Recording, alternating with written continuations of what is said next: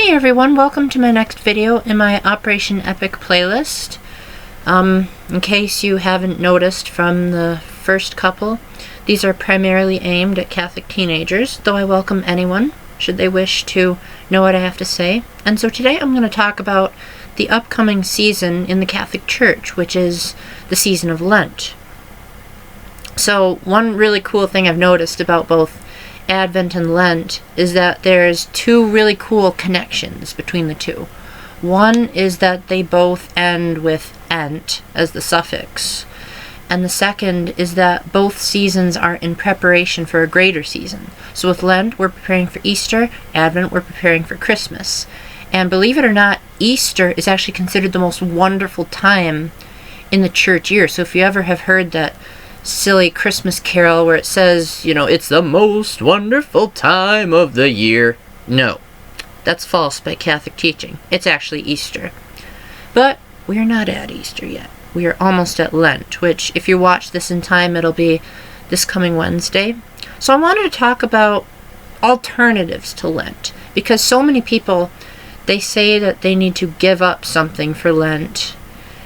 And while that's technically part of it, there are actually three conditions that we're asked to meditate upon during Lent, and that's prayer, fasting, and almsgiving. So I'm going to talk about prayer and almsgiving today because pretty much everyone knows about the whole fasting thing. Though a quick fun fact is Sunday is considered a mini Easter in Lent, so if you have given up something, then you can bring it back on Sunday, because Sundays do not count in the 40 days of Lent. Anyway, prayer can be a really good thing to focus on during Lent, because Lent is sort of a time to step away from the busyness in our lives and those things that might not necessarily be directly related to God, and really renew our relationship with Him. So that might involve taking more time for reflection, or maybe going on more nature walks and really appreciating what He's given us. And as for the almsgiving, that should be fairly self-explanatory. It's good to tithe at church to begin with, which, if you haven't heard the term before, that's like when they pass around the money basket. But almsgiving doesn't just extend to being at church. There's also plenty of Lenten service opportunities out there. I would also recommend volunteering, doing stuff for others, acts of service, because we might consider ourselves to be very hungry and fasting, because a lot of people give up a type of food during Lent.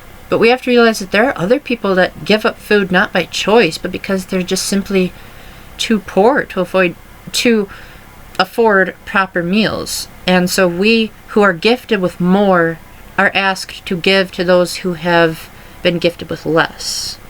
Because it says in the Bible, whoever is exalted will be humbled, and whoever is humbled will be exhausted.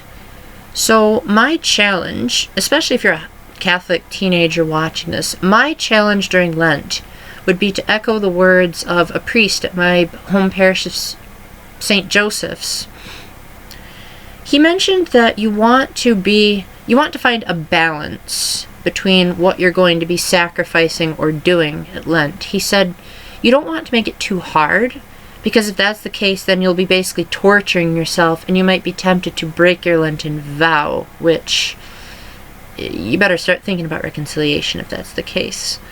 The second piece of advice is you don't want to make it too easy, because then it's not really a sacrifice if it's something that's too easy. So for instance, let's say that you give up orange soda for Lent, but you don't really drink orange soda that much, so that's not really a sacrifice. Or let's say that I said I'm going to give up wine, but I'm not a drinker, so that would be pointless for me to give up wine for Lent. So definitely think about something in your life that might be making it harder to focus on God, because He should be the center of our life. And then go from there. And then once Lent is over, remember that Easter is supposed to be a time of joy. We fast because oftentimes when we when we limit ourselves, when we practice the virtue of temperance, we find that there's more room for God in there. So it's kind of like how if you overload yourself on junk food, you find that you lose your appetite for the food that you really need.